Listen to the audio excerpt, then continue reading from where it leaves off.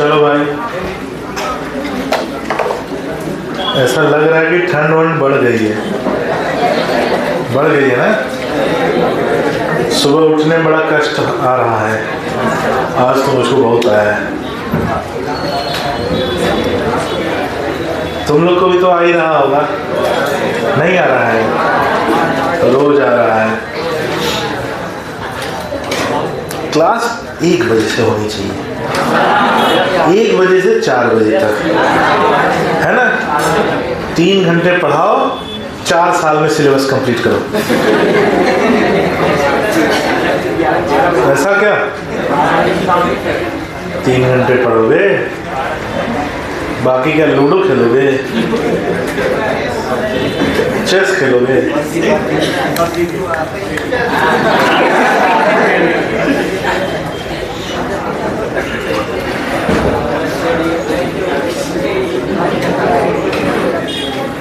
चलिए भाई, तो हम लोगों ने रोग क्या देखा था? रोग, और उसमें हमने अभी एड्स का डिस्कशन किया था। आगे बढ़ते हैं। हेलिमेंथिक रोग, हेलिमेंथिक मतलब कृमि द्वारा होने वाले रोग, चाहे वो चपटे कृमि हो या गोल कृमि हो, यानी चाहे वो प्लेटी हेलिमेंथीज हो या एस्के हेलिमेंथीज हो, उनके द्वारा होने वाले रोग को हम देखते हैं। लिखो,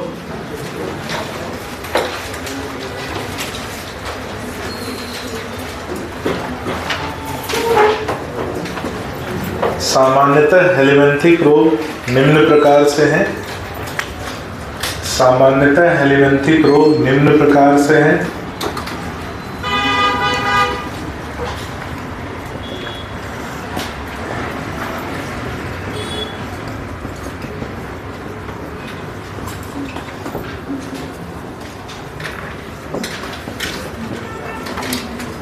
और पहला रोग है एस्केरियासिस।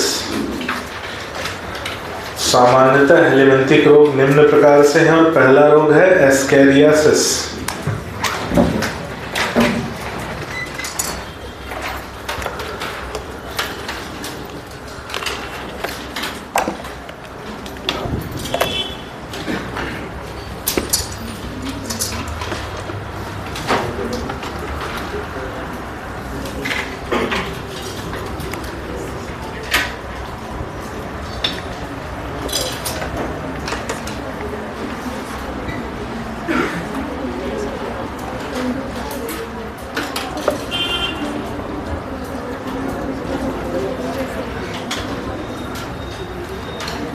एस्केरियासिस का रोग कारक क्या है भाई?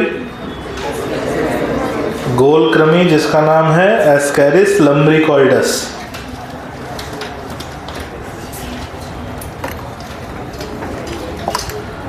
एस्केरिस लम्ब्रिकॉइडस।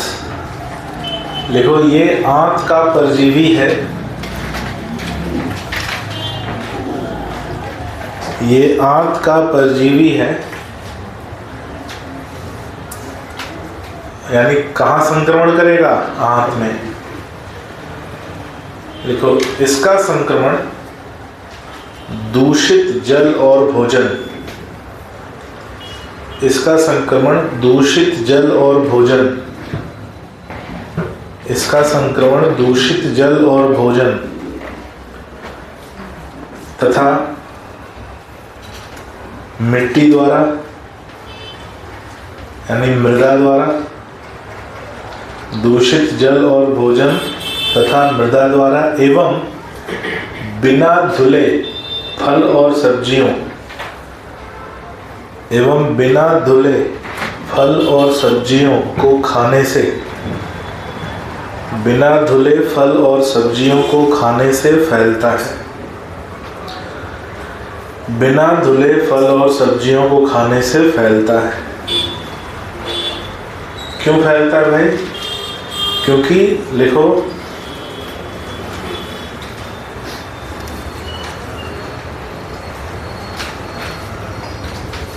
मृदा में इसके अंडे मृदा में इसके अंडे उपस्थित होते हैं जो मृदा में उसके अंडे उपस्थित होते हैं जो अपशिष्ट पदार्थों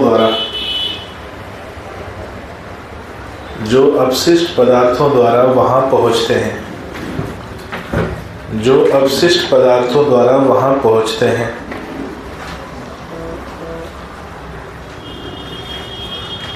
लिखो संक्रमक अंग आंत, संक्रमक अंग आंत। अगला पॉइंट लक्षण।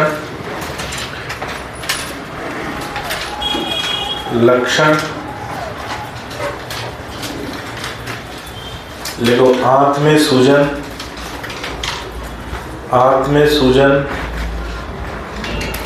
उदर पीड़ा, आंत में सूजन, उदर पीड़ा यानी पेट में दर्द, कॉमा उदर की पेशियों में ऐंठन,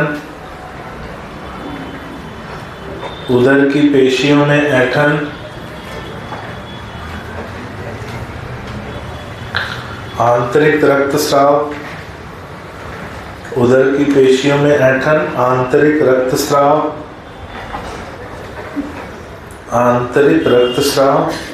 कॉमा बुखार, एनीमिया,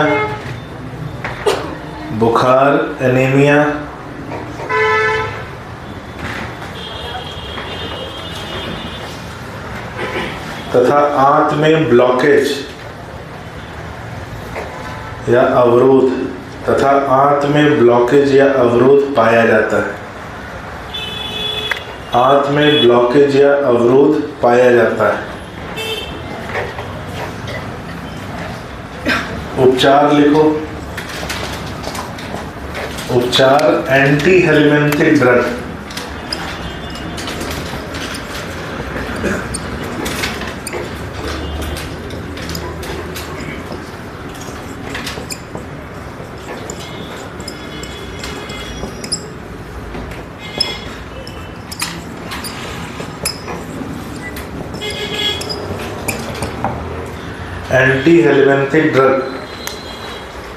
एंटी हेलमिंथिक ड्रग में एल्बेंडाजोल एंटी हेलमिंथिक ड्रग है। इसके अलावा चिनोपोडियम ऑयल, वो सुना है, बोलते हैं पेट में कीड़े पड़ गए हैं, है ना, ये वही होता है। तो पेट में जब कीड़े पड़ते हैं तो कौन सी दवा दी जाती है? पेट में कीड़े मारने की दवा यही है, क्या देते हैं? एल्बेंडाजोल और चिनोपोडियम ऑयल, ये दो बड़े फेमस नाम हैं, इनको लिख लीजिए।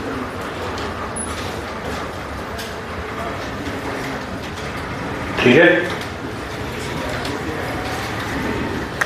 ये हो गया पहला एस्कैरियासिस। दूसरा लिखो, दूसरा फाइलेरियासिस।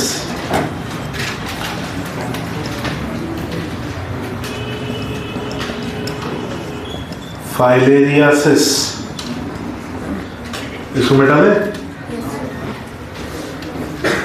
फाइलेरियासिस जिसे हाथी पांव भी कहा जाता है या एलिफेंटियासिस भी कहते हैं। फाइलेरियासिस या एलिफेंटियासिस किससे होता है? वुचरेरिया ब्रैंकॉफ्टी और वुचरेरिया मलेई, दो रोग कारक हैं इसके, वुचरेरिया ब्रैंकॉफ्टी और वुचरेरिया मलेई। वुचरेरिया ब्रैंकॉफ्टी और वुचरेरिया मलेई।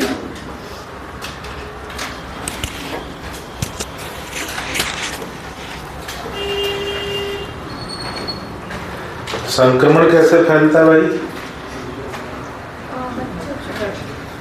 मादा क्यूलेक्स मच्छर के काटने से।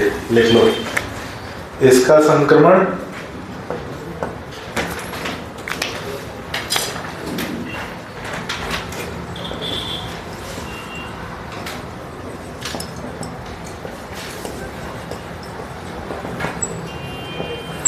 इसका संक्रमण मादा क्यूलेक्स मच्छर के काटने से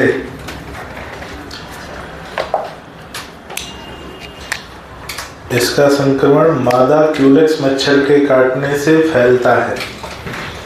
तो ये जो मादा क्यूलेक्स मच्छर है इसके लिए वेक्टर का कार्य करती है। तो लिख लो,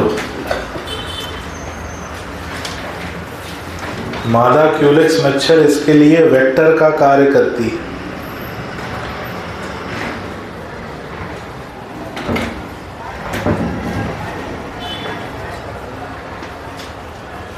लिखो संक्रमण।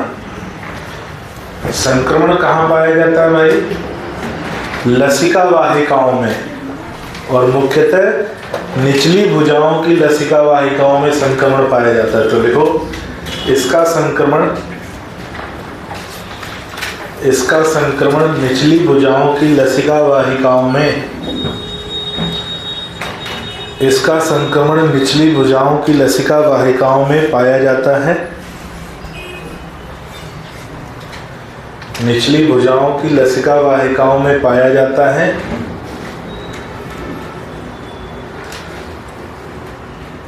अगला पॉइंट, ये संक्रमण लंबे समय तक बना रहता है।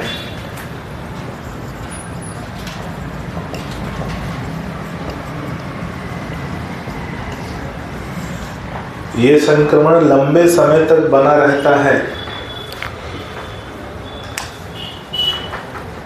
तथा क्रॉनिक इन्फ्लेमेशन से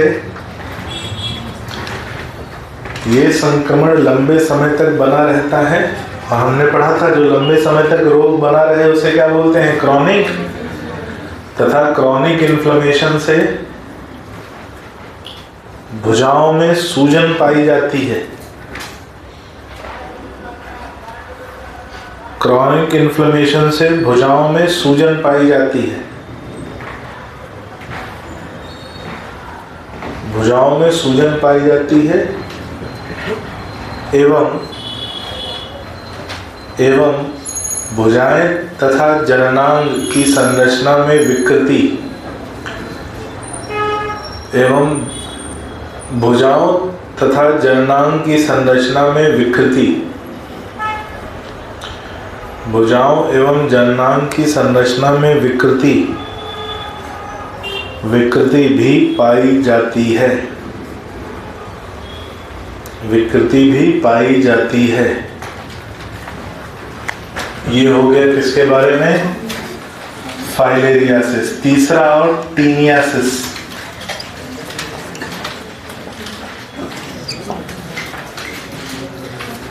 टीनियासिस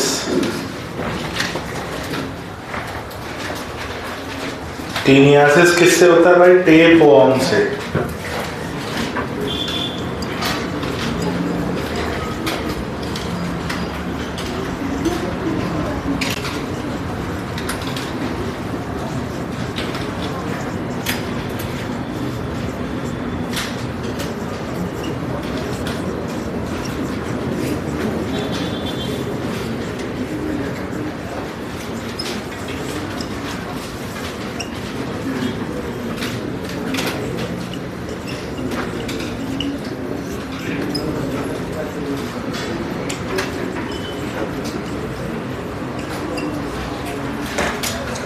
टीनियासिस टेपवॉर्म द्वारा होने वाला रोग।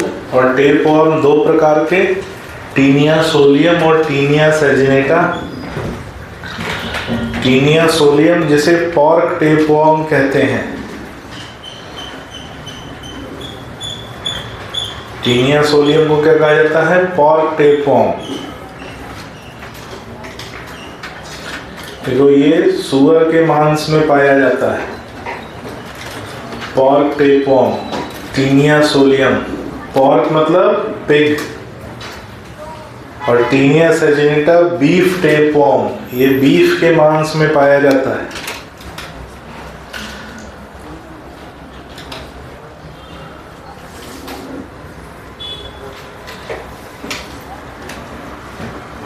पॉर्क टेपवॉर्म और बीफ टेपवॉर्म। तो लिखो, अधपके भोजन द्वारा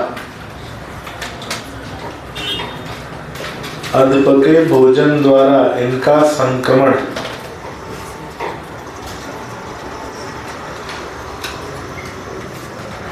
अधपके भोजन द्वारा इनका संक्रमण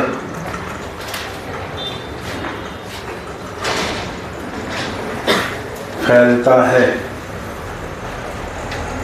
अधपके भोजन द्वारा इनका संक्रमण फैलता है। जो इनको कंज्यूम करेगा, अगर वो पूरी तरह से पका नहीं है तो संक्रमण होने की संभावना बढ़ जाती है। ये बात हो गई किसकी? टीनियासिस। अगली हेडिंग डालो, लैंगिक रूप से स्थानांतरित होने वाले रोग, जिन्हें हम कहते हैं STDs.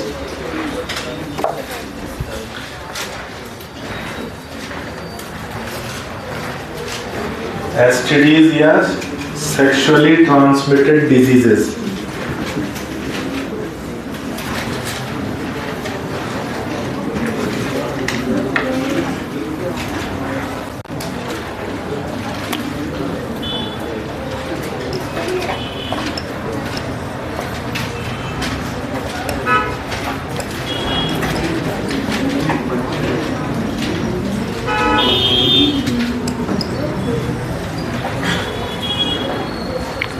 STDs, sexually transmitted disease, लैंगिक रूप से स्थानांतरित होने वाले रोग,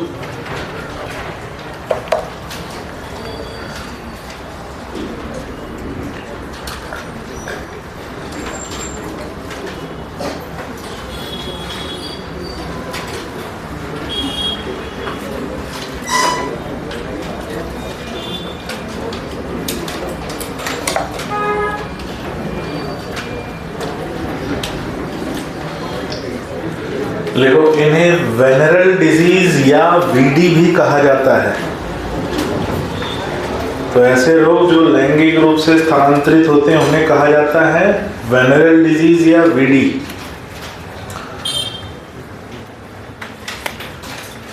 इनके भी कई प्रकार हैं। देखो ये निम्न प्रकार के पाए जाते हैं। पहला, बैक्टीरियल रोग।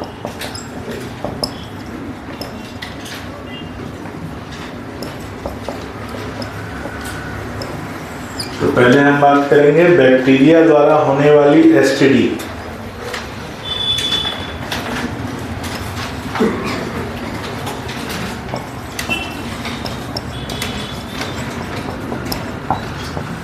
पहला रोग है सिफिलिस।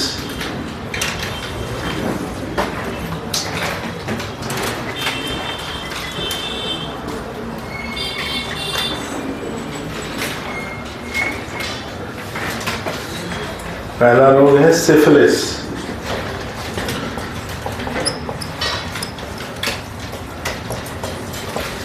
इसे फ्रेंच पॉक्स भी कहा जाता है।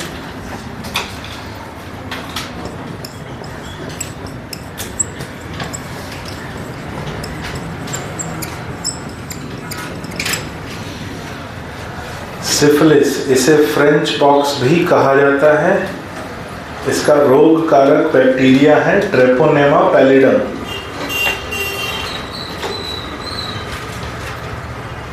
रोग कारक जीव ट्रेपोनेमा पैलिडम। Treponema pallidum.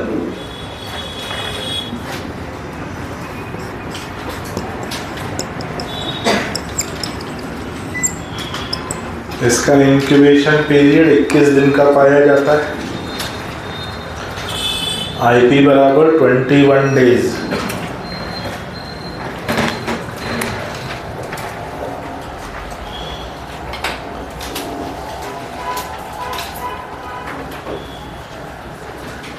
लिखो लक्षण।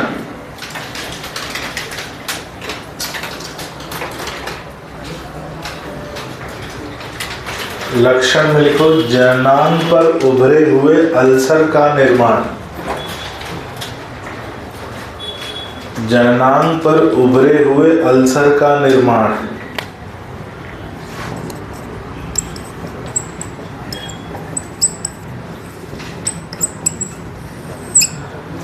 जननांग पर उभरे हुए अल्सर का निर्माण, एलिवेटेड अल्सर। इसके लिए एक जांच होती है, test.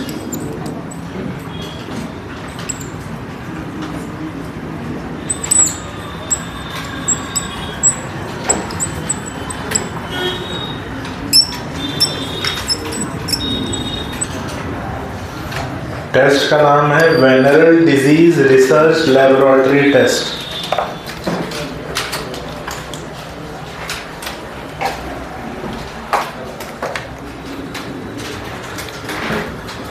Venereal disease research laboratory test.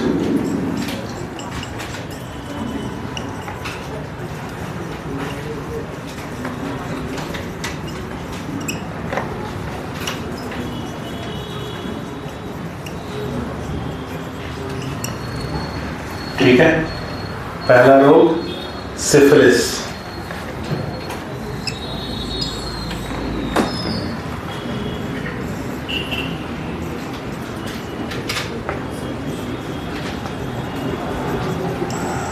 दूसरा रोग गोनोरिया।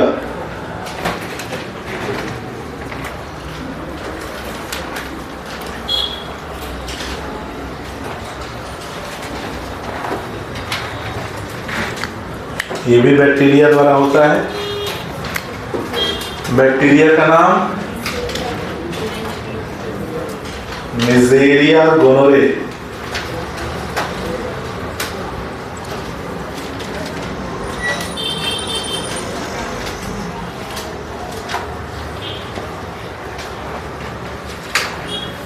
नेज़ेरिया गोनोरे। आईपी 2 से 5 दिन।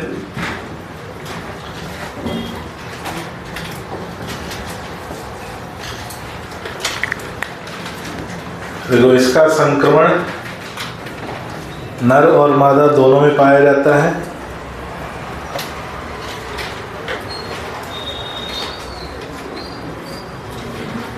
इसका संक्रमण नर और मादा दोनों में पाया जाता है। अगला पॉइंट लक्षण।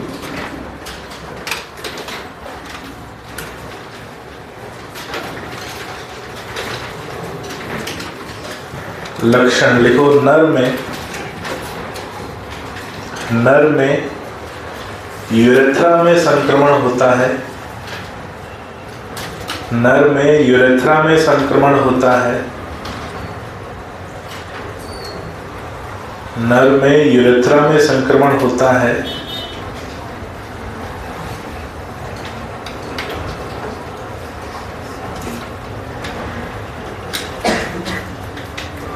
जिससे गाढ़े तरल का स्राव एवं यूरिनेशन के समय जलन। गाढ़े तरल का स्राव एवं यूरिनेशन के समय जलन पाई जाती है। यूरिनेशन के समय जलन पाई जाती है।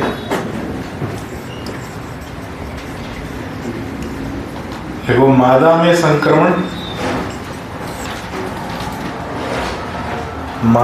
संक्रमण सर्विक्स भाग में पाया जाता है।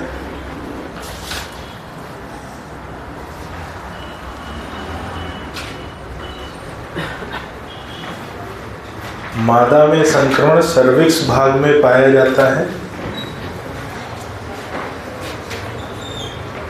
तथा यूरिनेशन के समय जलन सामान्य लक्षण है। तथा यूरिनेशन के समय जलन सामान्य लक्षण है। तथा यूरिनेशन के समय जलन सामान्य लक्षण है। गोनोरिया।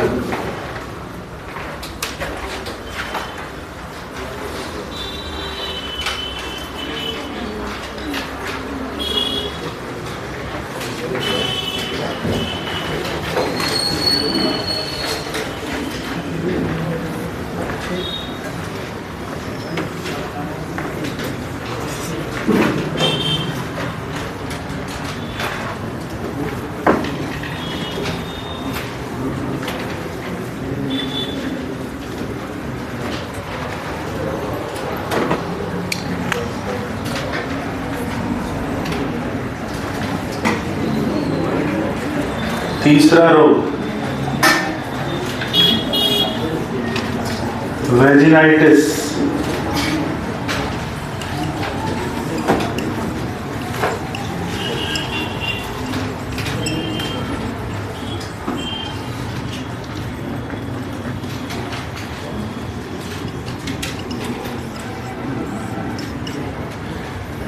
तीसरा जो बैक्टीरियल एसटीडी है वेजिनाइटिस, पैथोजन का नाम गार्डेनेला वेजिनालिस।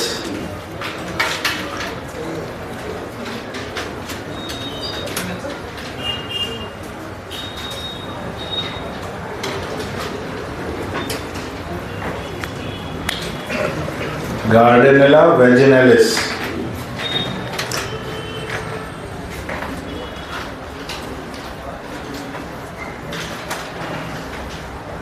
देखो ये संक्रमण मादा में पाया जाता है, ये संक्रमण मादा में पाया जाता है, जहां वजाइना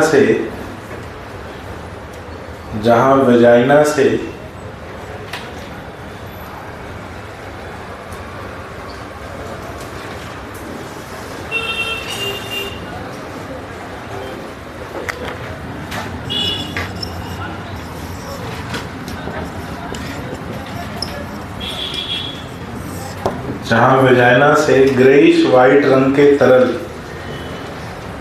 वजाइना से ग्रेइश वाइट रंग के तरल का स्राव पाया जाता है। ग्रेइश वाइट रंग के तरल का स्राव पाया जाता है।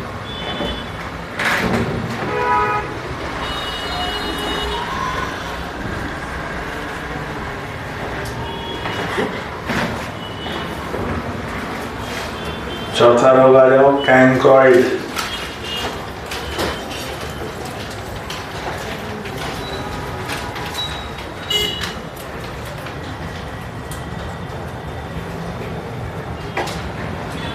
कैंक्रॉइड रोग कारक है हेमोफिलस ड्रूसेई। कैंक्रॉइड रोग कारक है हेमोफिलस ड्रूसेई।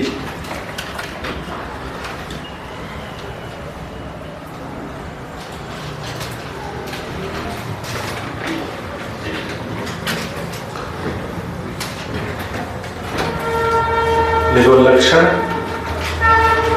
जननांग पर अल्सर विकसित होते हैं तथा जननांग पर अल्सर विकसित होते हैं तथा जननांग पर अल्सर विकसित होते हैं तथा दुर्गंध युक्त तरल का स्राव पाया जाता है।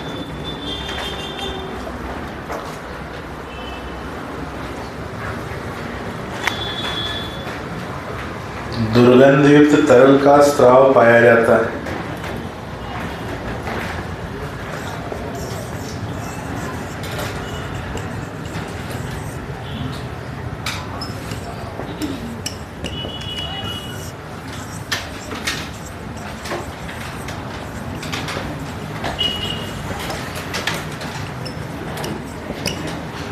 अगला रोग है क्लमाइडियासिस।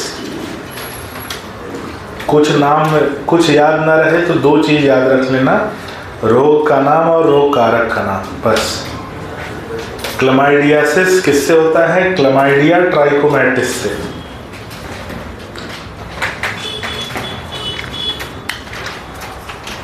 क्लमाइडियासिस रोग कारक का नाम क्लमाइडिया ट्राइकोमैटिस। लिखो जननांग से तरल का स्राव।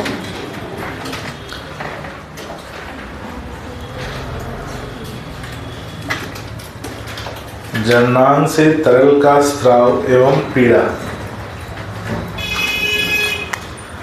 तो ये 5 हो गई बैक्टीरियल रोग। अगला लिखो प्रोटोजोअल रोग। और प्रोटोजोअल में केवल एक ही हमें याद रखना है,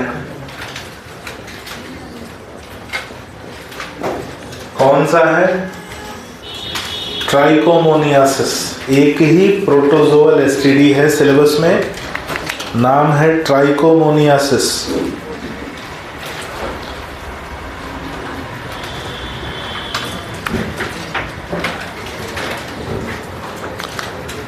ट्राइकोमोनियासिस रोग कारक का नाम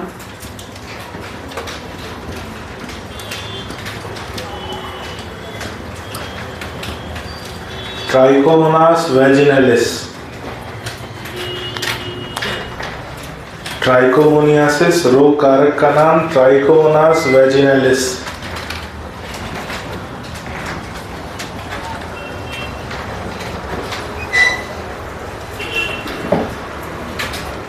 ट्राइकोमोनास वेजिनैलिस।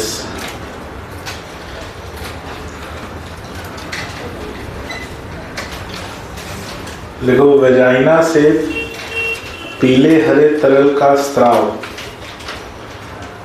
वेजाइना से पीले हरे तरल का स्त्राव। वेजाइना से पीले हरे तरल का स्त्राव।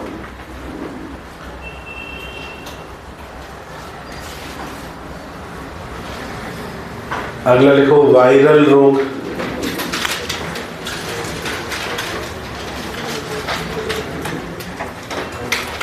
वायरल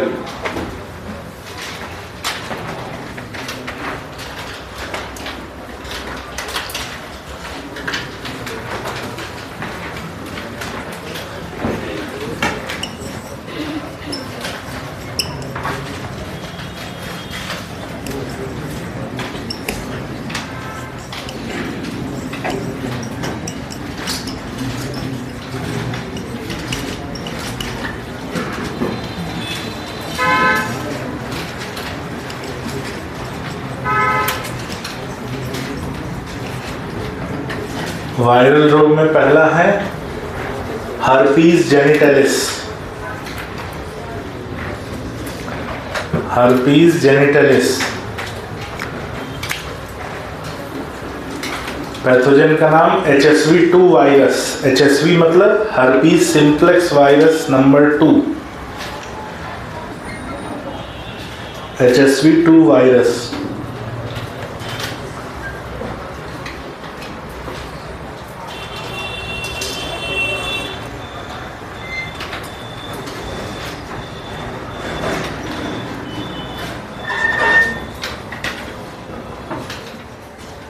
HSV-2 वायरस जो कि DNA वायरस है।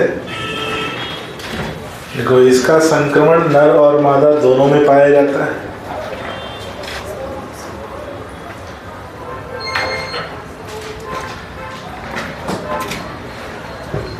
इसका संक्रमण नर और मादा दोनों में पाया जाता है।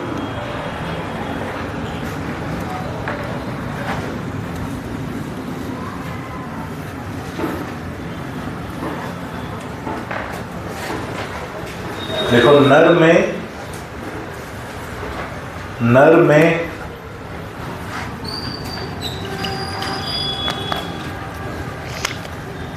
ग्लांस पेनिस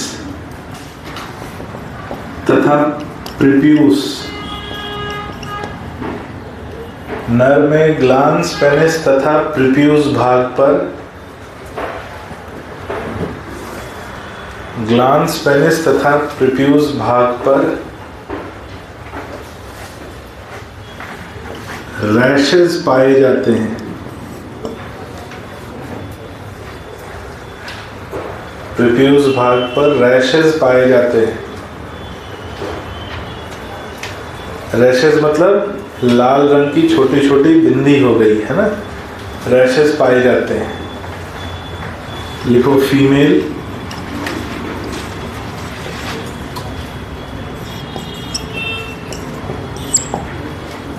वुल्वा भाग पर रैशेस पाए जाते हैं। वुल्वा भाग पर रैशेस पाए जाते हैं।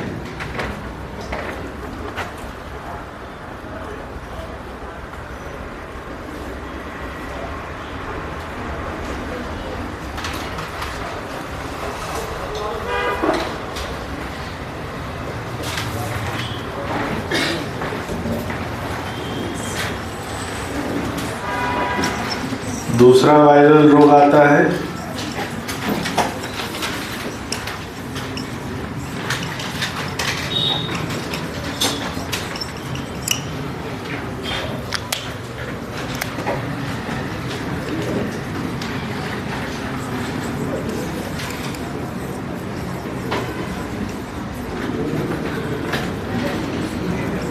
कॉन्डाइलोमा एक्यूमिनेटम। कॉन्डाइलोमा एक्यूमिनेटम, बस नाम याद रख लेना।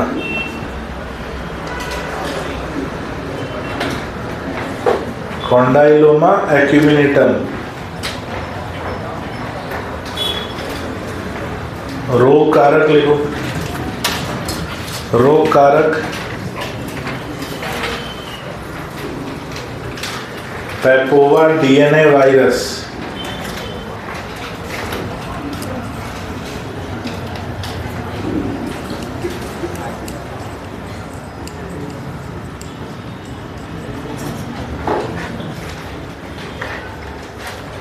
पैपोवा डीएनए वायरस।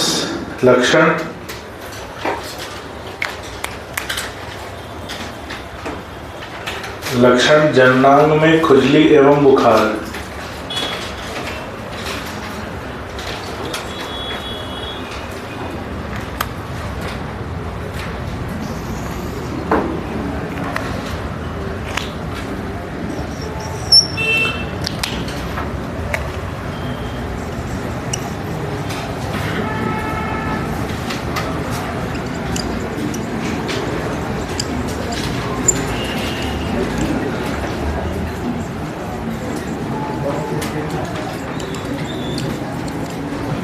अगला है मोलस्कम कंटेंजियोसम।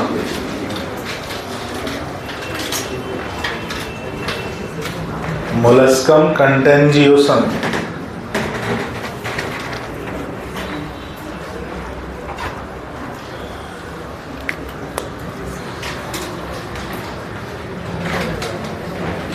रोग कारक कौन है? Pox DNA virus.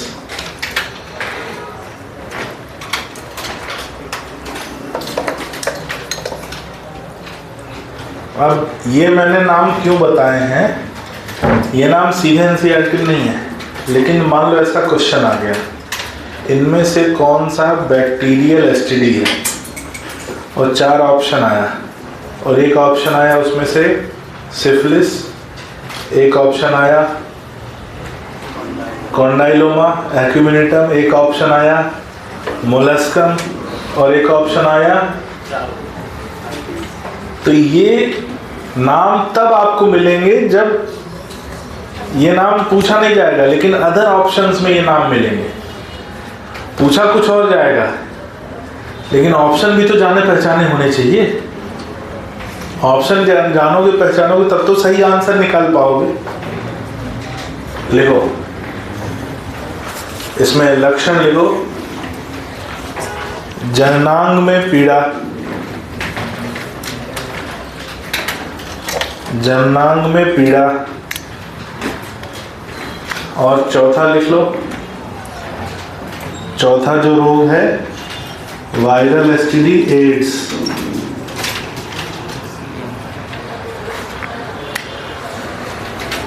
पढ़ा है ना? एड्स जो है ना कई कैटेगरी में आता है, वायरल रोग में भी आता है, प्रतिरक्षा तंत्र के रोग में भी आता है, एसटीडी में भी आता है। 3 कैटेगरी में ये रोग आता है, ठीक है। एड्स, बस नाम लिख लो, पढ़ा हुआ तो है, पिछली क्लास में पढ़ा ही था, पढ़ा था ना? पता नहीं सर, टेस्ट में क्या ही आया था, कैसा गया टेस्ट? ठीक था। तुम लोगों ने फुल वाला दिया था कि टॉपिक वाइज दिया था? टॉपिक वाइज दिया, ठीक है।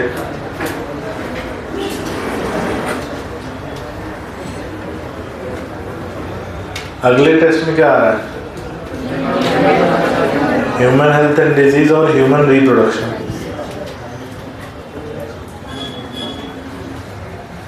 बहुत टाइम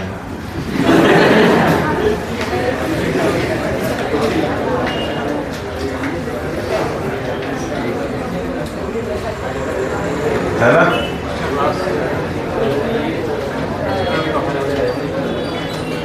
कुछ नोटिफिकेशन वगैरह आया? एग्जाम का डेट वगैरह कुछ? 4 मई तो है।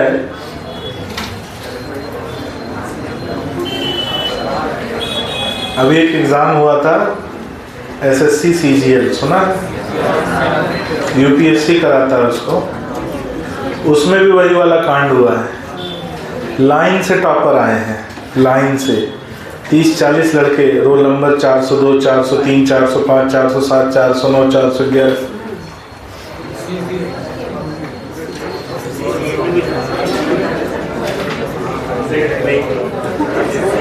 सुधर नहीं रहे लोग।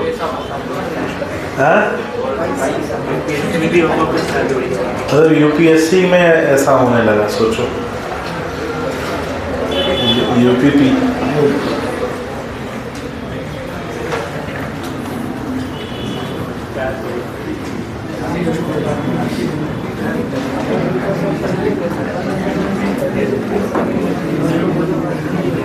चलो अगली हेडिंग डालो, कैंसर।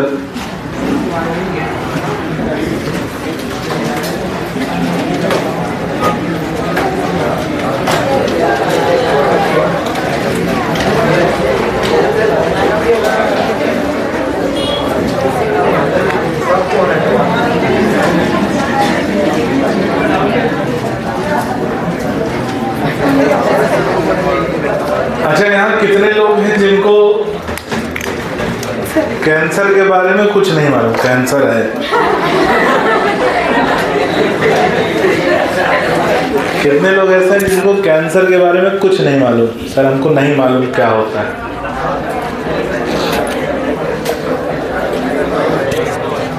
हाँ, कौन है ऐसा जिसको बहुत कुछ मालूम है? कोई यहाँ कैंसर स्पेशलिस्ट?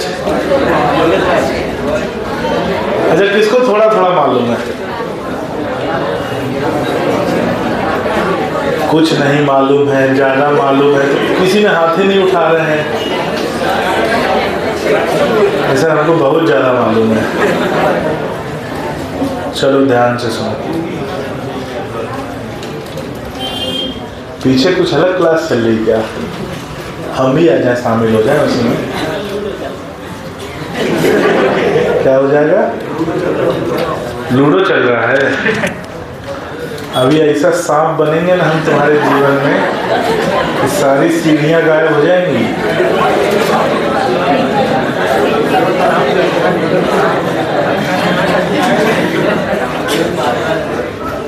मौत से पंगा नहीं लेते।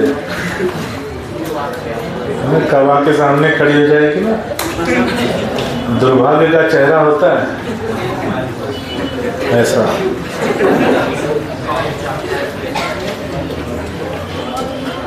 सारी गोटियां हम हिला देंगे।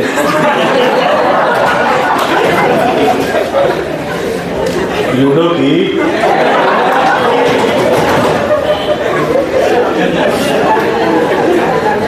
सब छक्के ही छक्के आएंगे।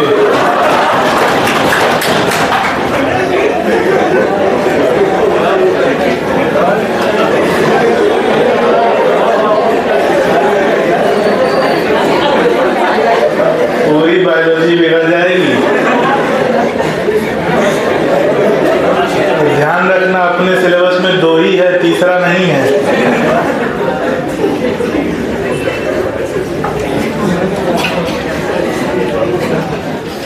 और खेलोगे लूडो? चलो ध्यान से देखो। हम लोग बात कर रहे हैं कैंसर की। कैंसर एक ऐसी अवस्था है जिसमें शरीर में कोशिकाओं में अनियंत्रित तीव्र विभाजन पाया जाता है।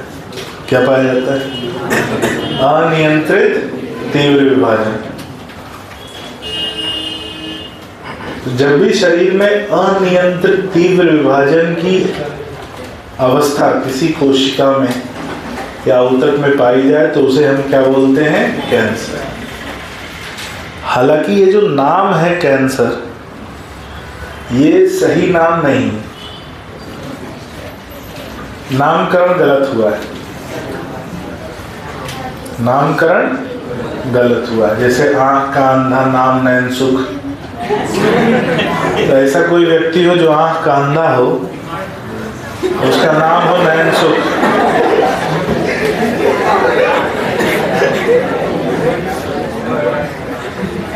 तो नामकरण गलत हुआ है ना। जैसे यहीं कई लोग बैठे होंगे जिनका नामकरण गलत हुआ। चलो पीछे शुरू करते हैं। एकदम पीछे बालक बैठा है, क्या नाम बेटा? क्या नाम है? हाँ अरे सुनो, हाँ ऋतिक, मतलब क्या इसका? बगल में? हाँ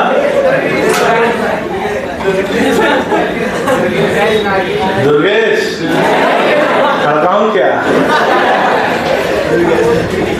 दुर्गेश नाम है, सही है। और इधर बैठे हैं दो बालक, हाँ क्या नाम बेटा? अमित, बगल में अनिकेत। शुभम, तुम्हारे बगल में कौन बैठा है? अरे सचिन, निखिल। और इधर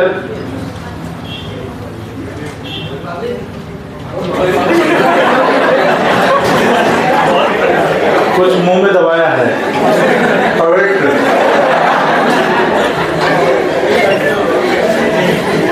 क्या खा रहा है? च्युइंगम?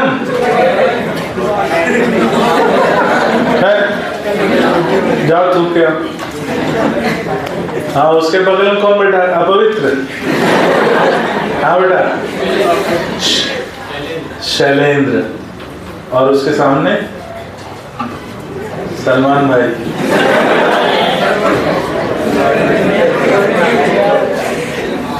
और इधर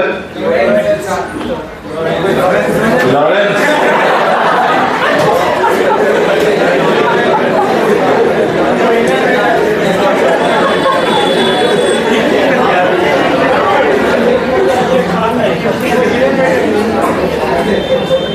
कुछ देर में देख रहा हूँ इसकी बैठक व्यवस्था बदल रही है ये। हाँ तो अ हट जाएगा बेटा, अक्षय में से अ हट जाएगा।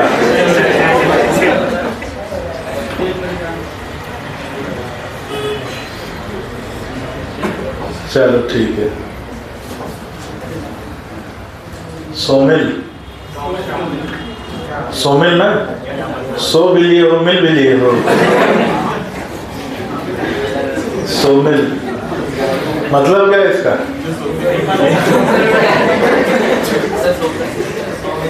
हाँ शुभम,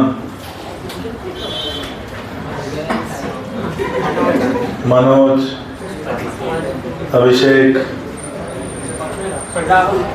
राहुल। ये सब नाम में कोई मतलब नहीं है, वो पवित्र बढ़िया नाम है।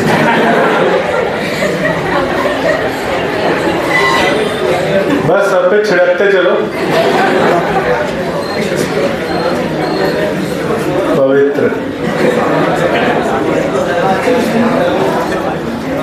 इधर भी कुछ नामकरण है क्या?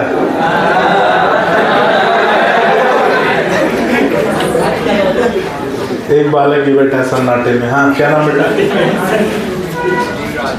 देवराज, इंद्र। बहुत बढ़िया नाम है यार तुम्हारा, देवराज, देवताओं का राजा। दिन भर स्वर्ग में रहते हैं, कोई नीचे तपस्या करे तो उनका सिंहासन डोलने लगता है, क्योंकि बिजी रहते हैं दिन भर। देखे ना वो सीरियल वगैरह दिखाता था, है ना, कोई तपस्या करे तो इंद्र का सिंहासन डोलने लगता था।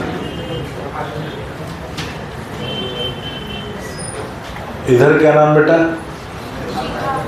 शिखा। शिखा का मतलब?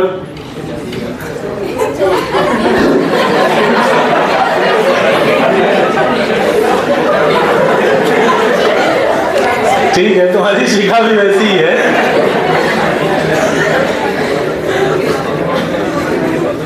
पीछे योगिता। इसमें कुछ प्रति होती है कि नहीं? प्रतियोगिता। हाँ निकिता, सोनम, मनीषा, सलोनी, पलक, झपका लिया करो।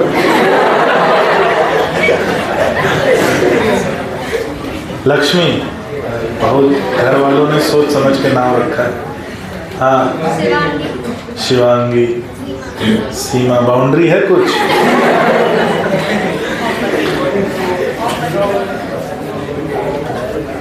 हाँ, इनका तो नाम मालूम है सब। पीछे और पीछे, सामने, हाँ, श्वेता, पीछे बड़ा देवियों टाइप के नाम है यार तुम लोग के। पवित्र,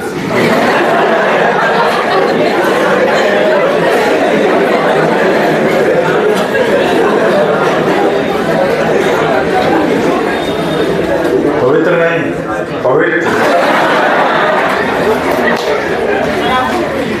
मेरा नाम आशीष है।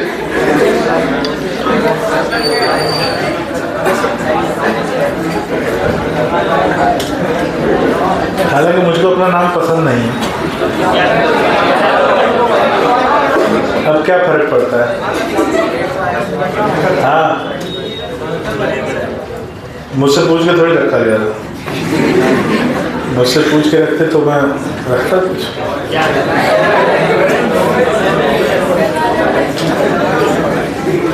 चलो आगे बढ़ते हैं। पीछे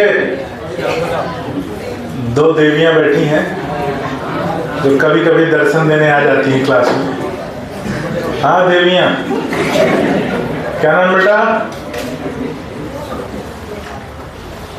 हाँ, सोच ले, बस ज्यादा मत सोचना, जहां सोच।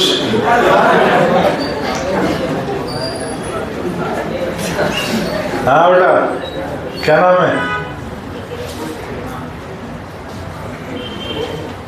हंस लो पहले तुम, बहुत टाइम है अपने पास।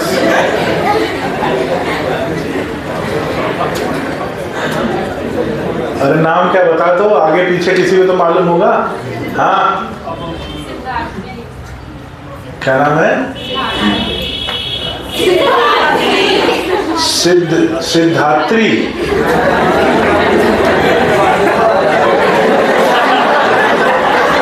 और बगल में क्या नाम बेटा? खुशी, खुश रहो। चलो आगे आते हैं हम लोग कैंसर पे। चलो भाई, बस नामकरण हो गया।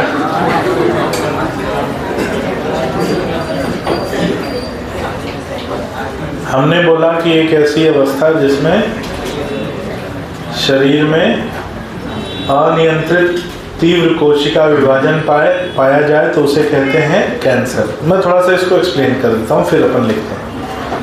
अब मान लो कोई एक कोशिका है और वो कोशिका अनियंत्रित तरीके से विभाजित हो रही है। अच्छा, ये जो विभाजन होता है ये माइटोसिस होता है। कैसा विभाजन होता है? माइटोसिस। और अनियंत्रित तरीके से जो विभाजित हो रही है तो यानी कोशिकाओं की संख्या बढ़ रही है, यानी प्रोटोप्लाज्म की संख्या बढ़ रही है, यानी नया प्रोटोप्लाज्म बन रहा है। तो इसके लिए जो असली शब्द इस्तेमाल होता है वो है नियोप्लाज्म। तो असल में कैंसर का नाम क्या है? कैंसर नाम जो है वो सही नहीं है। सही नाम क्या है? नियोप्लाज्म। तो नियोप्लाज्म को हम बोलते हैं कि अनियंत्रित कोशिकाओं में तीव्र विभाजन जिससे नई कोशिकाएं बनती हैं, और उस अवस्था को हम क्या कहते हैं? नियोप्लाज्म। यानी कैंसर वृद्धि अगर किसी कोशिका में हो रही है तो उसे हम बोलेंगे नियोप्लाज्मिक वृद्धि। क्या बोलेंगे? नियोप्लाज्मिक वृद्धि। तो कहीं अगर किसी रिपोर्ट वगैरह में ये लिखा हुआ मिल जाए, कैंसर नहीं लिखा रहेगा, नियोप्लाज्म लिखा रहेगा। अगर किसी रिपोर्ट में ये लिखा हुआ मिल जाए, मतलब तो नियोप्लाज्मिक ग्रोथ होती है, और जब नियोप्लाज्मिक ग्रोथ होती है तो एक जगह पर कोशिकाओं की संख्या बहुत ज्यादा बढ़ जाती है। बढ़ेगी कि नहीं? जैसे मान लो यहाँ हाथ है और यहीं पर कैंसर, यहीं पर कोशिकाओं में अनियंत्रित विभाजन होने लगे तो यहाँ पर एक गठान जैसा बन जाएगा, फूलने लगेगा, उसे हम बोलते हैं ट्यूमर। क्या बोलते हैं? तो नियोप्लाज्म की वजह से जो कोशिकाओं का समूह विकसित होता है, जिससे फूली हुई असमान आकार की संरचना बनती है, उस संरचना को बोलते हैं क्या? ट्यूमर। तो ट्यूमर का कारण कौन? नियोप्लाज्म। अब एक सामान्य कोशिका है, एक सामान्य कोशिका है और एक नियोप्लाज्मिक कोशिका है, यानी कैंसर कोशिका है। इन दोनों कोशिकाओं में सबसे एक महत्वपूर्ण जो अंतर पाया जाता है, जिसे हमें समझना है। सामान्य कोशिकाओं में एक लक्षण होता है जिसे बोलते हैं कॉन्टैक्ट इनहिबिशन। क्या होता है? Contact inhibition. जैसे मान लो आप कभी लिफ्ट में जा रहे हैं, हालांकि तुमको अलाउ नहीं है, लेकिन मान लो, मानने में क्या जा रहा है। अब लिफ्ट में 4 लोगों के खड़े होने की जगह है। अब 4 लोग खड़े हो गए, तुम्हारे लिए जगह नहीं है, तुम देखोगे लिफ्ट में जगह भर गई तो तुम क्या बोलोगे? आप चले जाओ, हम बाद में आ जाएंगे। इसको बोलते हैं कॉन्टैक्ट इनहिबिशन। मान लो कहीं एक स्थान है और उस स्थान पर 4 कोशिकाओं के लिए जगह है। कितनी कोशिकाओं के लिए? तो जब ये 4 कोशिकाएं बन जाएंगी तो ये कोशिकाएं एक दूसरे से जुड़ने लगेंगी, एक दूसरे के संपर्क में आने लगेंगी, और संपर्क में आना कोशिका विभाजन को रोकता है कि उन्हें समझ में आ जाता है कि अब इससे ज्यादा कोशिकाओं के लिए यहाँ जगह नहीं है। इसी लक्षण को क्या कहते हैं? Contact inhibition. जैसे मान लो यहाँ 4 लोगों के लिए जगह है, 4 लोग बैठे हैं, 5वां आएगा तो सोचेगा कि अरे यार जगह कमी है, अपन दूसरी जगह बैठ जाए, जहाँ खाली है वहाँ बैठ जाए। क्योंकि बैठ गए हैं तो फिर हाथ इधर लिखते लिखते इधर कोहनी मार दिया, उसका कॉपी पेन हिल गया। सबसे ज़्यादा दिक्कत होती है आगे पीछे वालों को, जो आगे बैठा रहता है या बगल में बैठा रहता है। अब उसको भी लिखना है और हाथ भी रखना है। मार दिया बगल वाले कोहनी पे, उसकी कॉपी पे ऐसे सीधी लाइन खींच गई। वो वहां सामने कुछ नहीं बोलता, मन में बहुत कुछ, इसलिए मन की बात नहीं सुननी चाहिए। कैंसर कोशिकाओं में ये लक्षण नहीं पाया जाता। तो कैंसर कोशिकाएं जरा सी जगह, हाँ बनते जाओ, बैठते जाओ, बनते जाओ, हाँ आने तो बहुत जगह है। कहाँ जगह है? बहुत जगह। उस टाइप का, जैसे तुम लोग जो ऑटो से घर जाते हो, बस से जाते हो या मैजिक से जाते हो, जिससे भी जाते हो, तो वहाँ कैंसर की व्यवस्था होती है। ऐसी ही स्थिति है। मैं भी 2 दिन पहले, मैं 2-3 दिन छुट्टी पे था, आप लोग को मालूम ही होगा, तो मैं बनारस गया था। घर में कुछ ऐसे काम आ गए थे कि जाना पड़ा था। तो मैं बढ़िया, मेरा पुराना शहर है बनारस, 2007-8 में मैं रहा हूँ वहाँ। तो अब इस बार मैं गया था तो 2 दिन में बनारस था। बढ़िया पुरानी यादों को ताज़ा किया और ऑटो में घूमा। ऑटो बन गया था मैं, मुझको बिठा लिया था। हाँ नहीं, वहाँ वो तो हम रिजर्व ही जाते हैं, फिर वो तो रिजर्व ऑटो का ही लेगा। लेकिन वहाँ क्या गलियाँ इतनी पतली है ना कि हमारा जाना मुश्किल है गाड़ी से। तो हमने कहा नहीं, ऑटो में बैठते हैं। ऑटो से गए, बढ़िया बनारस की गलियाँ, खाया पिया एकदम, बनारसी चाट, बनारस का पान, बनारसी मिठाई, और क्या मौका मिला है तो नहीं, छक्का नहीं मारेंगे, चौका ही मारेंगे। तो बात आती है तो ऑटो में मैंने देखा कि ऑटो वालों को सबसे ज्यादा शिकायत इस बात की रहती है कि कोई आदमी सड़क पे क्यों घूम रहा है, मेरे ऑटो में क्यों नहीं बैठा है। वो एक तरफ से ऑटो में बिठाता है, दूसरी तरफ ध्यान भी नहीं देता कि उधर से गिरा जा रहा है। तो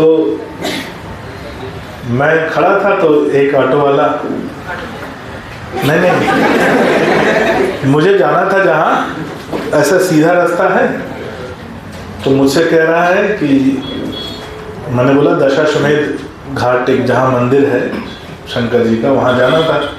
मैंने कहा वहाँ चलोगे? बोलता नहीं दुर्गा कुंड जाऊँगा।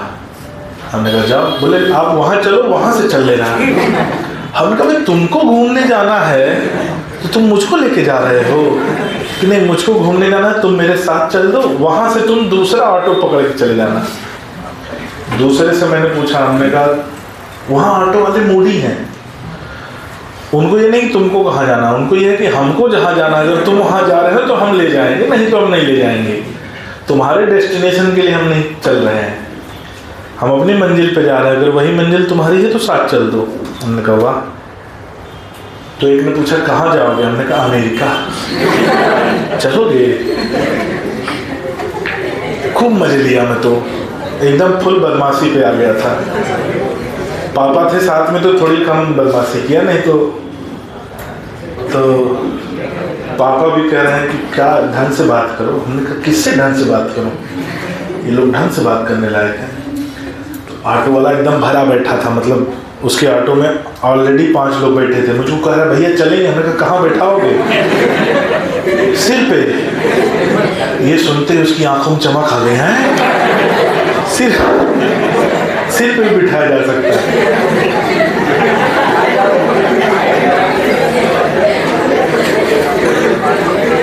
बनारस में ऑटो वाले बहुत, भोपाल के ऑटो वालों को क्या है मिजाज कुछ ऐसा ही है। भोपाल के ऑटो वाले ऑटो नहीं चलाते हैं, म्यूजिक सिस्टम में 3 पहिया लगा के चलाते हैं। वो ऑटो नहीं होता है, वो चलता फिरता म्यूजिक सिस्टम होता है। म्यूजिक सिस्टम में 3 पहिया, एक मोटर, एक हैंडल लगा के वो चला रहे, उसको ऑटो मत बोलना, वो ऑटो नहीं होता।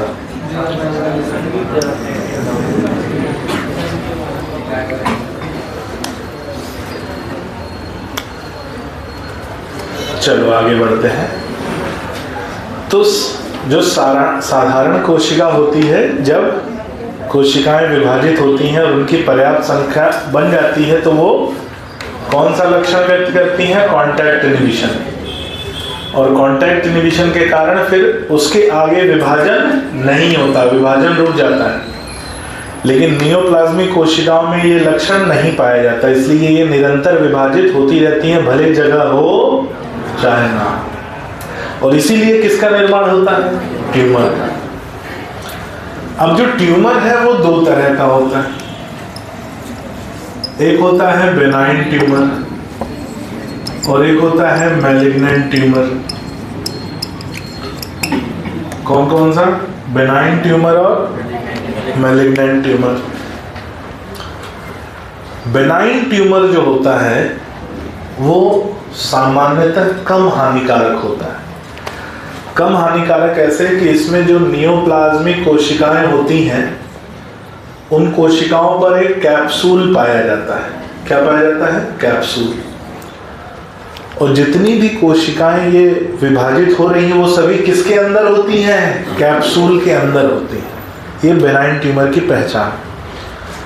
कैप्सूल के अंदर होने की वजह से ये दूसरे अंगों और दूसरे ऊतकों में नहीं फैल पाती और इसलिए ये सामान्यतः जिस स्थान पर विकसित होती हैं वहीं पर पाई जाती हैं, एक स्थान से दूसरे स्थान पर नहीं फैलती।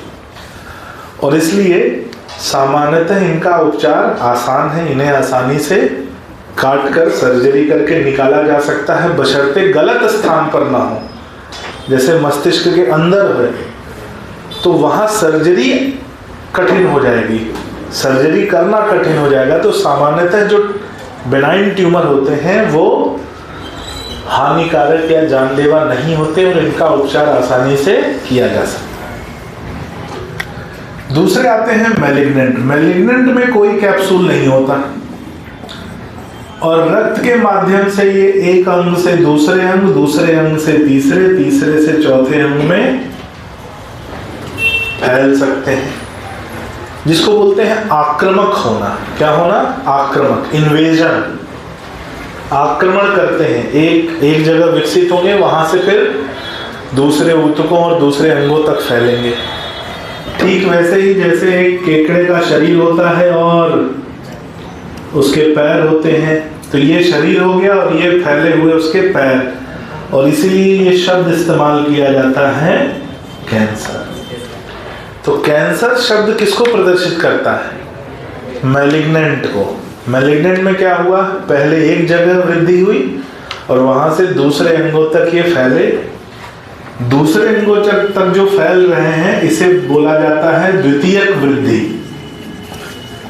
क्या बोला जाता है? द्वितीयक वृद्धि, सेकेंडरी ग्रोथ, या जिसे कहते हैं मेटास्टेसिस। क्या कहा जाता है? मेटास्टेसिस। तो इसका स्थान खोजना आसान नहीं होता कि कहां कहां तक फैला है।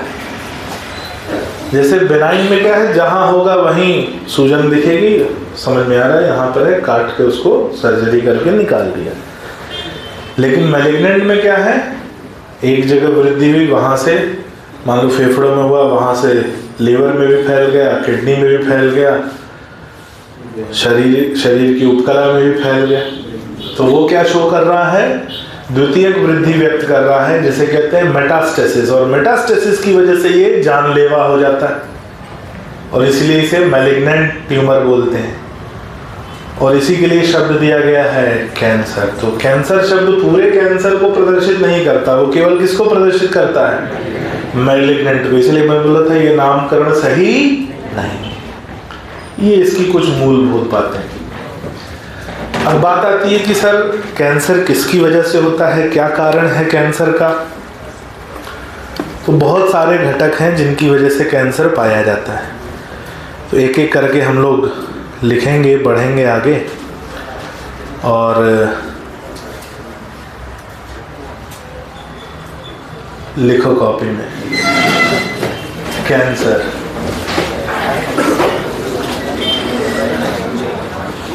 आज पढ़ाने मन नहीं है।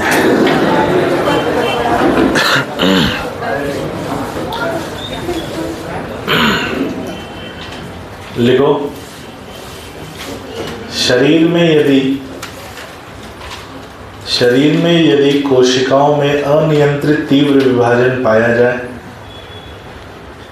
शरीर में यदि कोशिकाओं में अनियंत्रित तीव्र विभाजन पाया जाए,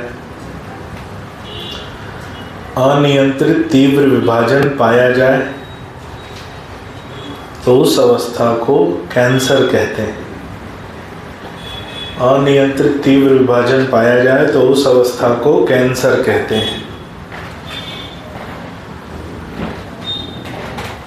तो उस अवस्था को कैंसर कहते हैं। अगला पॉइंट, कोशिकाओं के विभाजन से नई कोशिकाएं बनती हैं। कोशिकाओं के विभाजन से नई कोशिकाएं बनती हैं। नई कोशिकाएं बनती हैं जिसे नियोप्लाज्म कहा जाता है।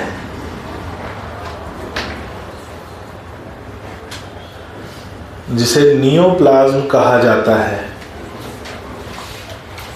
लिखो, नियोप्लाज्मिक वृद्धि,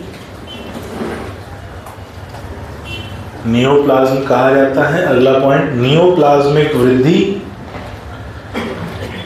वास्तव में कैंसर को प्रदर्शित करती है। नियोप्लाज्मिक वृद्धि वास्तव में कैंसर को प्रदर्शित करती है। वास्तव में कैंसर को प्रदर्शित करती है। अगला पॉइंट, इस वृद्धि से कोशिकाओं का गुच्छा बनता है। इस वृद्धि से कोशिकाओं का गुच्छा बनता है इस वृद्धि से कोशिकाओं का गुच्छा बनता है जिसे ट्यूमर कहते हैं, जिसे ट्यूमर कहते हैं। कोशिकाओं का गुच्छा बनता है जिसे ट्यूमर कहते हैं। अगला पॉइंट 10 स्टार लगा के लिखना। कैंसर कोशिकाओं में कांटेक्ट इनहिबिशन, कैंसर कोशिकाओं में कांटेक्ट इनहिबिशन,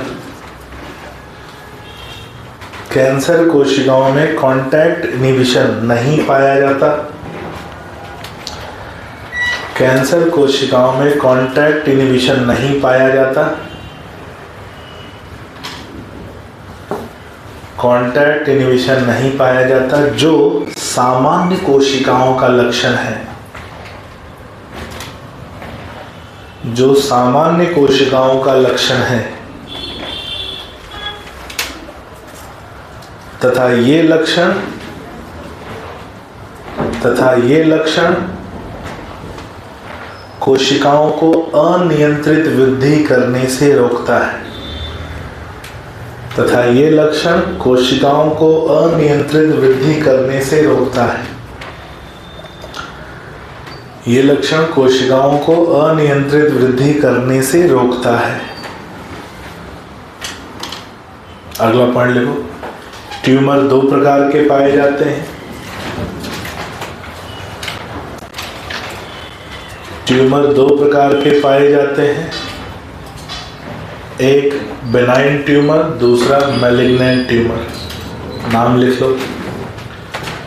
ट्यूमर 2 प्रकार के पाए जाते हैं, एक मैलिग्नेंट ट्यूमर और दूसरा एक बेनाइन ट्यूमर और दूसरा मैलिग्नेंट ट्यूमर।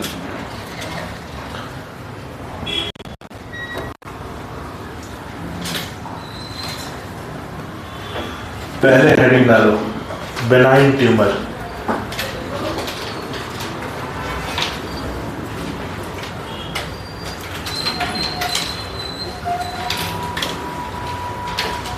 ये ट्यूमर नियोप्लाज्म की उत्पत्ति के स्थान पर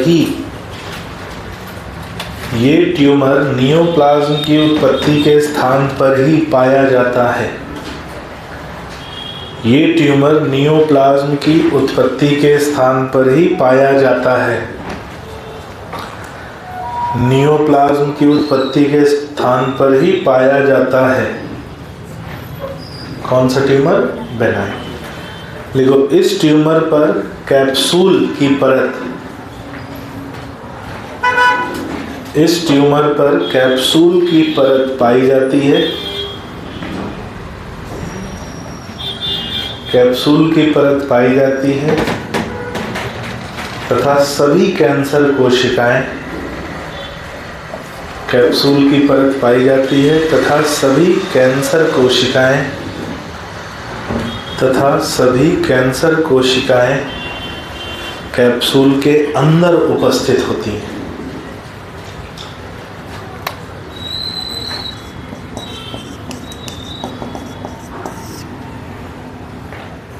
देखो, ये ट्यूमर आक्रामक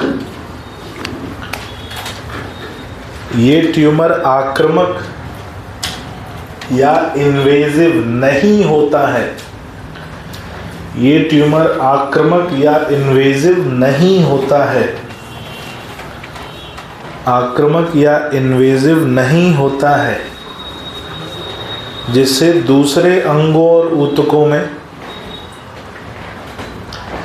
जिससे दूसरे अंगों और ऊतकों में नहीं फैलता है। जिससे दूसरे अंगों और ऊतकों में नहीं फैलता है। कौन नहीं फैलता भाई? बेनाइन ट्यूमर दूसरे अंगों और ऊतकों में नहीं फैलता है।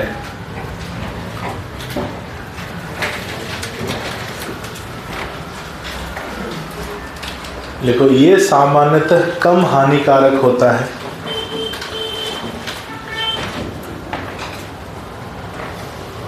ये सामान्यतः कम हानिकारक होता है ये सामान्यतः कम हानिकारक होता है तथा इसे सर्जरी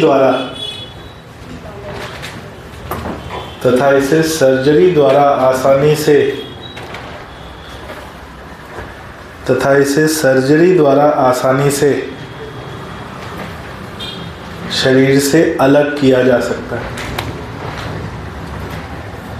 सर्जरी द्वारा आसानी से शरीर से अलग किया जा सकता है। दूसरा आ जाओ, मैलिग्नेंट ट्यूमर।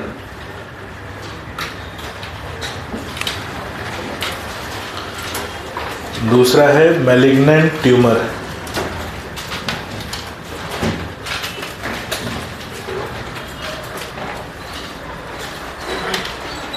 लिखो, इस ट्यूमर में नियोप्लाज्म कोशिकाओं के ऊपर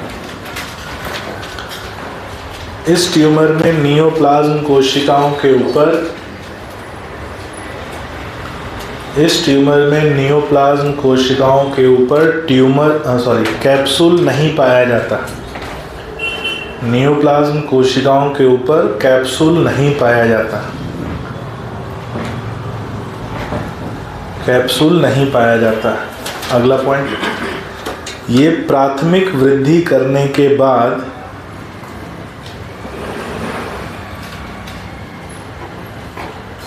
प्राथमिक वृद्धि करने के बाद दूसरे अंगों और ऊतकों में फैलते हैं। ये प्राथमिक वृद्धि करने के बाद दूसरे अंगों और ऊतकों में फैलते हैं, जिस कारण इन्हें आक्रामक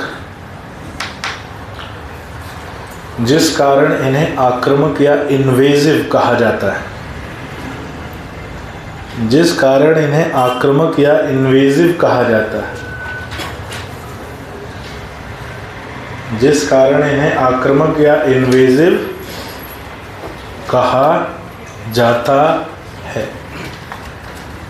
लिखो, दूसरे अंगों में फैलने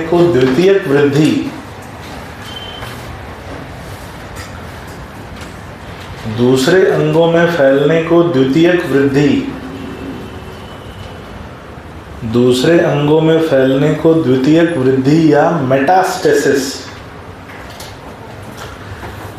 वृद्धि या मेटास्टेसिस कहते हैं।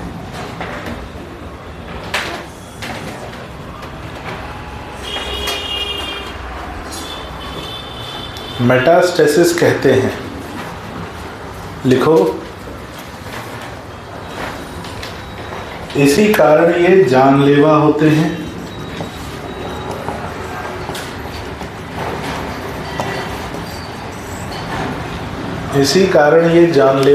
हैं। जिस लक्षण को मैलिग्नेंसी कहा जाता है।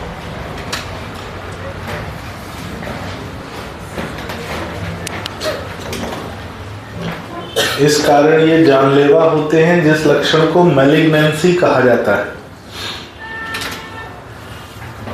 मतलब कोई कैंसर मैलिग्नेंसी की अवस्था में पहुंच चुका है, मतलब उसमें क्या विकसित हो चुका है, अब वो घातक बन चुका है, तो उस अवस्था को कहेंगे मैलिग्नेंसी। ठीक है।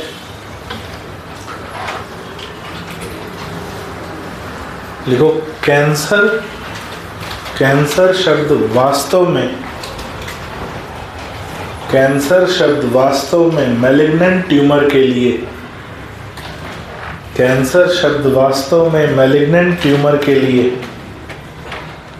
मैलिग्नेंट ट्यूमर के लिए प्रयोग किया जाता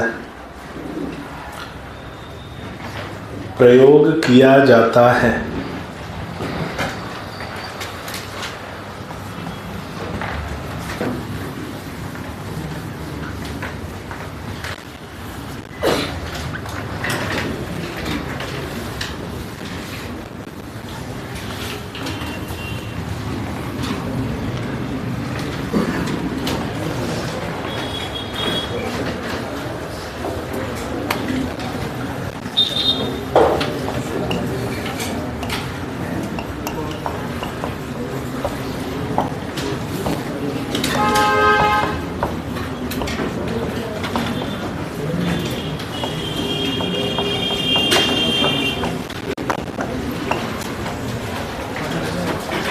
देखो, कैंसर कारक घटक या कॉजेज ऑफ कैंसर, कैंसर कारक घटक या कॉजेज ऑफ कैंसर।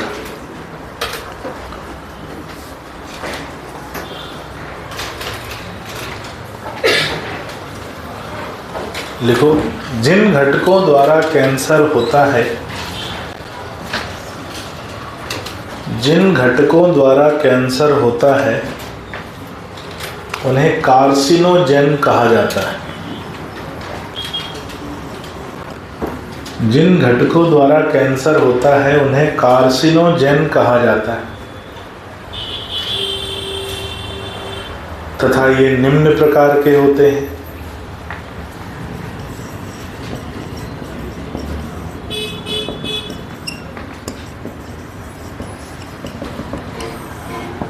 तथा ये निम्न प्रकार के होते हैं। पहला, भौतिक घटक।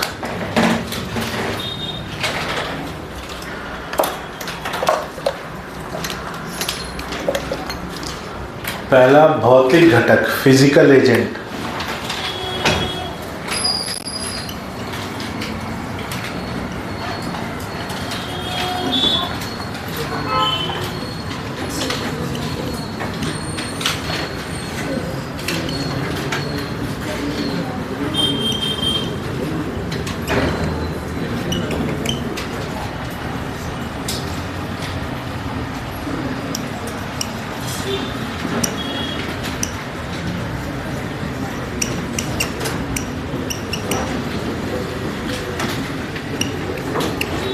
भौतिक घटक में लिखो, आयोनाइजिंग रेडिएशन जैसे, आयोनाइजिंग रेडिएशन जैसे, आयोनाइजिंग रेडिएशन जैसे एक्सरे तथा गामा रे, आयोनाइजिंग रेडिएशन जैसे एक्सरे तथा गामा रे, एक्सरे तथा गामा रे एवं non ionising radiation,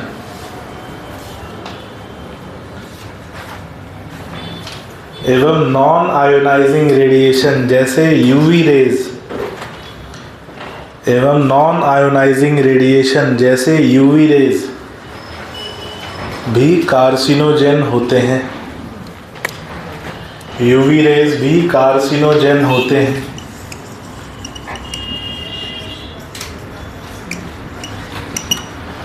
UV rays भी कार्सिनोजेन होते हैं। तो ये भौतिक घटक में आते हैं। आयोनाइजिंग रेडिएशन दो प्रकार के, एक्सरे, गामा रे, और भी हैं आयोनाइजिंग, अल्फा रेडिएशन भी आयोनाइजिंग है, और साथ ही नॉन आयोनाइजिंग रेडिएशन जैसे यूवी रेज। ये क्या होते हैं? कैंसर कारक। अगर इनका संपर्क शरीर पर होता है तो इनकी वजह से डीएनए में बदलाव आ सकता है, जिससे म्यूटेशन हो सकता है और कैंसर भी हो सकता है। दूसरा लिखो, रासायनिक घटक, केमिकल एजेंट।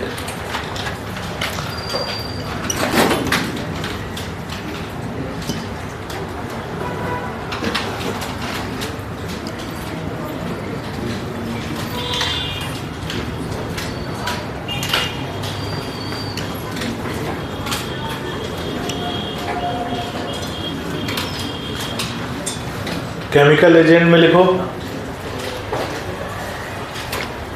विश्व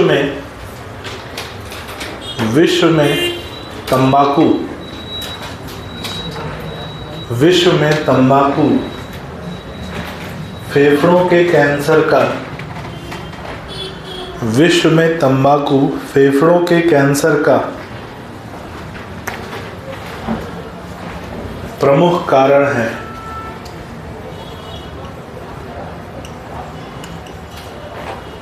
फेफड़ों में कैंसर का प्रमुख कारण। भारत में तंबाकू मुंह के कैंसर का प्रमुख कारण है। देखो, भारत और पूरी दुनिया, थोड़ा सा यहाँ पर भेद आता है। भारत में क्या ज्यादा होता है? विनोद देखता है बहुत। तो भारत में चबाने वाला तंबाकू का सेवन ज़्यादा होता है, इसलिए मुंह का कैंसर भारत में ज़्यादा होता है। लेकिन भारत के बाहर जाओ तो बाकी देश में तंबाकू को चबाया नहीं जाता, उड़ाया जाता है। दम मारो दम, मिट जाए गम। तो वहां पर जो सेवन है वो सिगरेट या सिगार के रूप में होता है। सिगार जानते हो? हाँ, कौन कौन जानता है?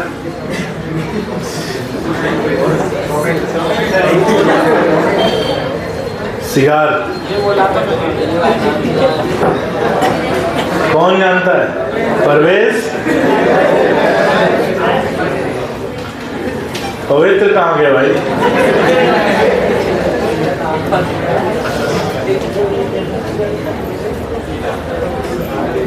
आई बात समझ में? तो भारत में पवित्र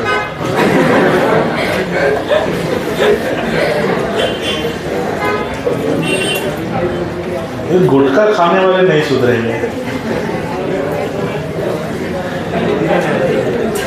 यहाँ भी है क्या? च्युइंगम खाता है? नहीं खाते च्युइंगम? कुछ नहीं खाते हो बेटा? खाना खाया करो, जरूरत मांग रहा है शरीर, शरीर बोल रहा है, हमको ही बोल रहा है कम खाया करो, सुनते नहीं हैं।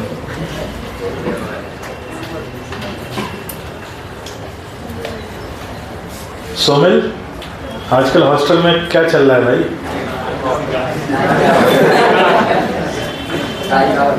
दाल चावल।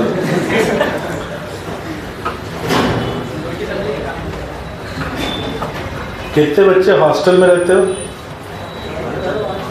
हॉस्टल में रहने वाले नितिन हो गया,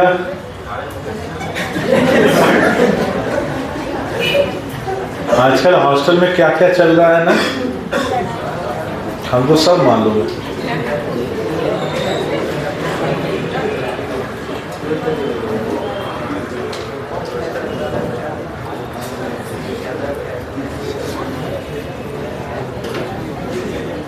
चलो लिखो, इसके अलावा, किसके अलावा? तंबाकू के अलावा, इसके अलावा विनाइल क्लोराइड, इसके अलावा vinyl chloride, nicotine, vinyl chloride, nicotine, caffeine. Caffeine coffee में पाया जाता है, सोच समझ के पीना। चाय में भी होता है, कॉफी में ज़्यादा होता है।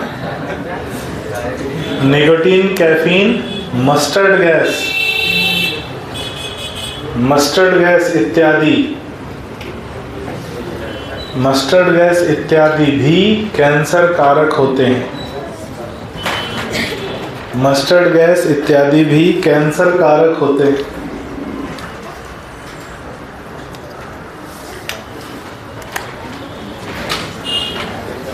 तीसरा लिखो, बायोलॉजिकल एजेंट, जैविक घटक। मस्टर्ड गैस केमिकल प्रिपरेशन में, केमिस्ट्री में बनाओगे तुम लोग मस्टर्ड गैस।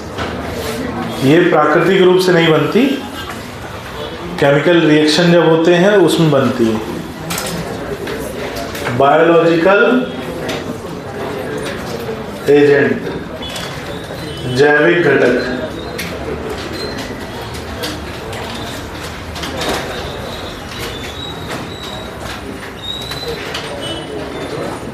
जैविक घटक में लिखो, ऑन्कोजेनिक वायरस,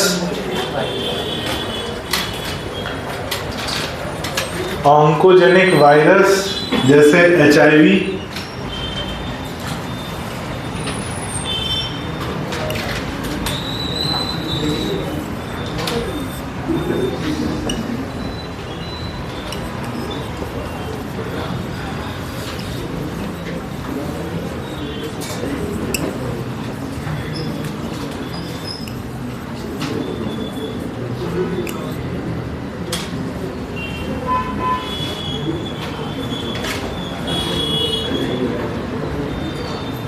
तथा ऑन्कोजेनिक वायरस जैसे HIV तथा C ऑन्कोजीन, तथा C ऑन्कोजीन, C ऑन्कोजीन या सेलुलर ऑन्कोजीन, सी ऑन्कोजीन या सेलुलर ऑन्कोजीन या प्रोटो ऑन्कोजीन, सेलुलर ऑन्कोजीन या प्रोटो ऑन्कोजीन भी कैंसर का, प्रोटो ऑन्कोजीन भी कैंसर का कारण होते हैं। अब एक बात कही जाती है और ये बात को सुनना है ध्यान से।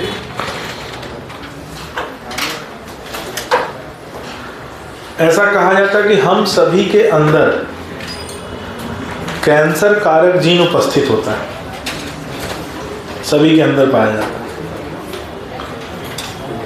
ठीक है। और जब कैंसर कारक जीन पाया कैसे जाता है, मान लो एक कोशिका है और ये कोशिका विभाजित हो रही है और 1 से 2 कोशिका बन रही है, तो इस कोशिका विभाजन की क्रिया को नियंत्रित करने के लिए 2 जीन पाए जाते हैं। एक होता है प्रमोटर जीन, जो कोशिका विभाजन को संपन्न कराता है, और दूसरा होता है सप्रेसर जीन, जो संपन्न होने के बाद विभाजन को रोकता है कि भाई अब और ज्यादा विभाजन की आवश्यकता नहीं है। इसी की वजह से कॉन्टैक्ट इनहिबिशन पाया जाता है कि जितनी आवश्यकता है उतनी कोशिकाएं बन गई, तो ये क्या करेगा, विभाजन को रोक देगा। अब मान लो किसी भी कारण से ये जीन असक्रिय हो गया, क्या हो गया, तो अब जो प्रमोटर जीन है वो विभाजित किया, देख रहा है कोई रोकने वाला है ही नहीं, फिर विभाजित करेगा, फिर देख रहा है कोई नहीं रोक रहा है, और ऐसा विभाजन करता जाएगा। तो ये जो प्रमोटर जीन है ये क्या बन चुका है, तो यानी हम सबके शरीर में क्या पाया जाता है, कैंसर का जीन पाया जाता है, लेकिन वो कैंसर की जीन में तब तब्दील होता है जब ये जीन असक्रिय हो जाए। आई बात समझ? और तब इस प्रमोटर जीन को क्या बोलते हैं, सेलुलर ऑन्कोजीन या प्रोटो ऑन्कोजीन या सी ऑन्कोजीन। आई बात समझ? तो लिखो कि सामान्य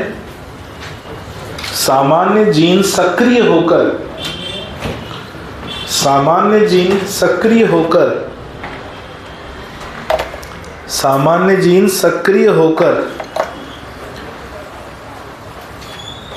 ऑन्कोजीन में परिवर्तित होता है, ऑन्कोजीन में परिवर्तित होता है। सामान्य जीन सक्रिय होकर ऑन्कोजीन में परिवर्तित होता है। किसमें परिवर्तित हो रहा है, ऑन्कोजीन में। अब जो कैंसर की कोशिकाएं हैं उनसे हानि क्या है, नुकसान क्या है? भाई कोशिका है विभाजित हो रही, तो उससे नुकसान क्या है, विभाजित हो रही है, विभाजन के लिए उसे पोषण चाहिए कि नहीं? पोषण के लिए वो किसका पोषण लेगी, जो शरीर की सामान्य कोशिकाएं हैं उनका पोषण लेगी। सामान्य कोशिकाओं को भोजन नहीं मिल पाएगा। समझ में आ रही बात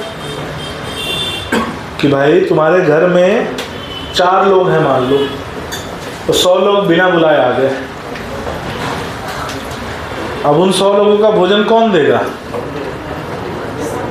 एक दिन की बात अलग है, रोज रोज कहाँ से संभव ही नहीं। तो फिर क्या होगा, जो सामान्य कोशिकाएं हैं उन्हें उनके पोषण में पूर्ति नहीं हो पाएगी। इसीलिए एक उपाय निकाला गया है कि हफ्ते में 1 आध दिन व्रत रह लेना चाहिए। इसका साइंटिफिक मैं कारण बता रहा हूँ। होता क्या है कि अगर मान लो आपके शरीर में पोषण की सप्लाई एक दिन रुक गई, तो शरीर की एक आदत है, वो सबसे पहले क्या करता है, वो कोशिकाओं को नष्ट करता है जो बीमार हैं, जो बूढ़ी हो गई हैं जिनकी आयु पूरी हो गई है, और ऐसी कोशिकाएं जिनकी पोषण आवश्यकता सबसे ज़्यादा है। तो अगर शरीर में पोषण की सप्लाई रुक जाएगी तो सबसे ज़्यादा दुष्प्रभाव तो उस पर पड़ेगा जिसकी सप्लाई सबसे ज़्यादा है। इसीलिए अगर जो व्रत का सिस्टम है, फास्टिंग का जो सिस्टम है, वो इसीलिए बनाया गया है कि हफ्ते में एक आध दिन, अगर कम से कम एक दिन अगर फास्ट रह लेते हैं तो उससे हमारे शरीर में जो कमजोर, मृत, टूटी फूटी कोशिकाएं हैं, बूढ़ी कोशिकाएं हैं, वो नष्ट हो जाती है। तो शरीर अपने आप को डिटॉक्स कर लेता है। शरीर क्या कर लेता है? डिटॉक्स। और इसीलिए कई बार कैंसर की कोशिकाएं जीवित नहीं रह पाती क्योंकि उन्हें पोषण नहीं मिल पाता। सामान्य कोशिकाओं की खुराक कम है, कैंसर कोशिकाओं की खुराक बहुत ज्यादा है। तो अगर शरीर को पोषण नहीं मिलेगा तो सामान्य कोशिकाएं तो एक आध दो दिन चल जाएगी, लेकिन कैंसर कोशिकाएं नहीं चल पाती क्योंकि उनकी खुराक बहुत ज्यादा है। समझ में आ रही बात? इसीलिए ये व्रत वाली व्यवस्था है। कितने लोग हैं हफ्ते में कम से कम एक दिन व्रत रहते हैं?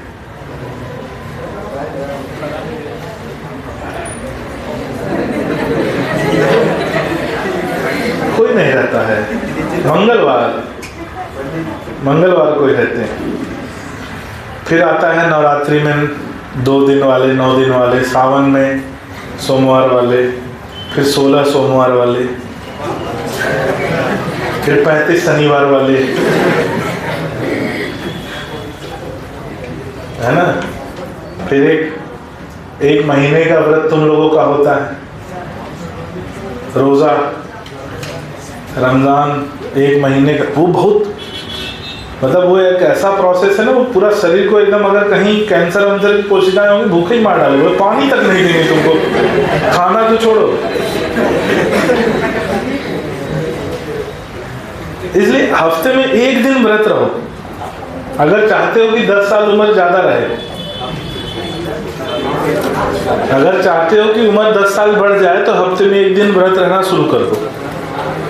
बाकी दिन दबा के खाओ, एक दिन जो है, और अगर संभव हो तो 2 दिन, 5 साल और बढ़ जाएगी। बोले सर ऐसा जी कहीं क्या करेंगे, ऐसा जीवन भाड़ में जाए। ऐसे जी के क्या करेंगे? खाने के लिए तो जी रहे हैं। 2 तरह के लोग होते हैं, एक जीने के लिए खाते हैं, एक खाने के लिए जीते। हम दूसरे वाले।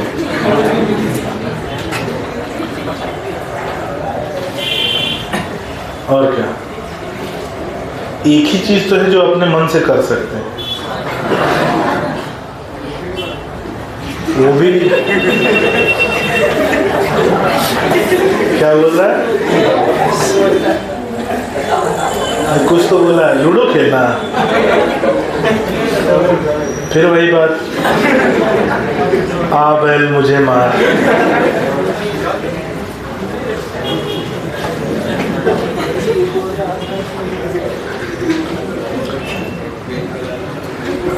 अभी रोस्ट कर देंगे।